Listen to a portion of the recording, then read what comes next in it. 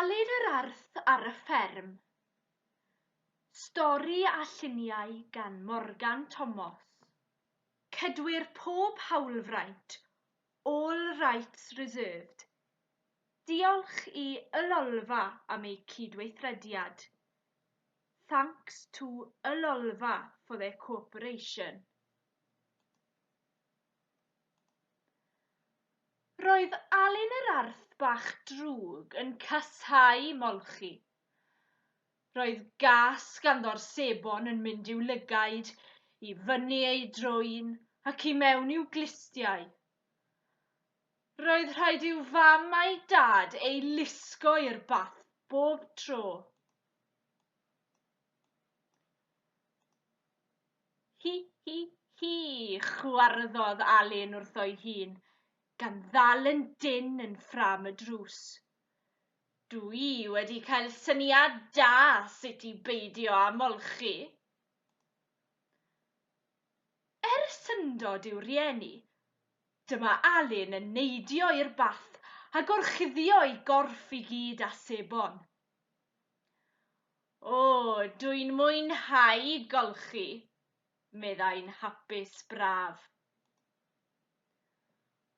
Doedd ei rieni ddim yn cadw llygad ar Alun, a dyma fo'n sleifio'n ofalus allan o'r bath a dianc i'r ardd.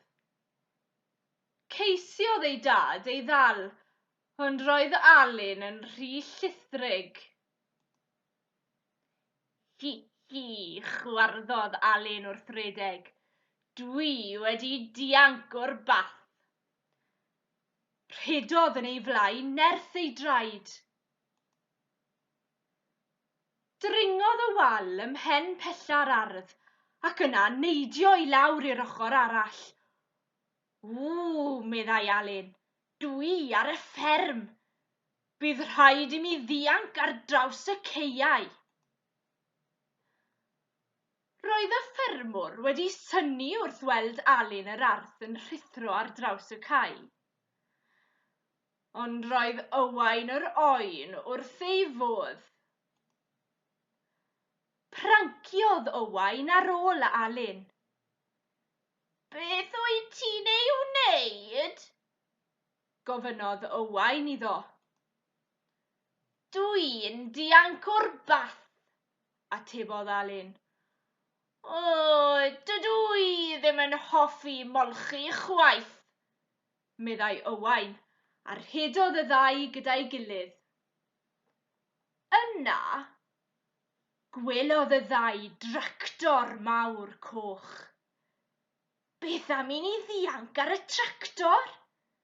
Meddai Alun yn ddireidus. Roedd e wedi dechrau blino rhedeg erbyn hyn. Syniad da, cytunodd Owain, a dringodd y ddau i ben y tractor.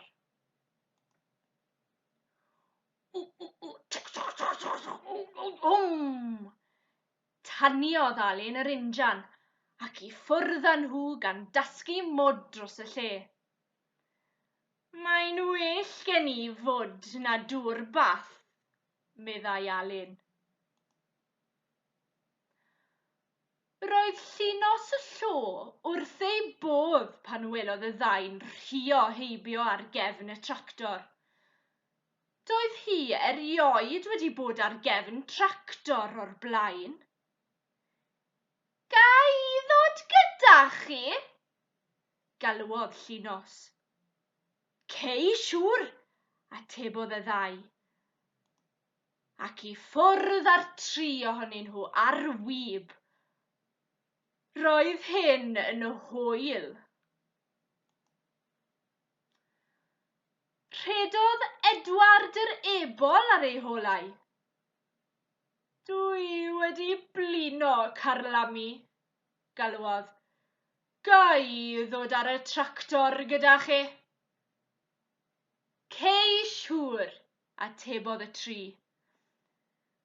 Dringodd Edward yr Ebol ar y tractor, ac yn fuan iawn. Roedd pawb eisiau reid ar y tractor.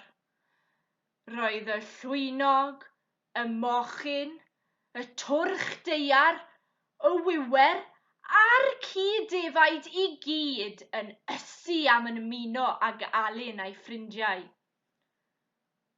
Ond roedd gormod o anifeiliaid o lawer ar gefn y tractor erbyn hyn.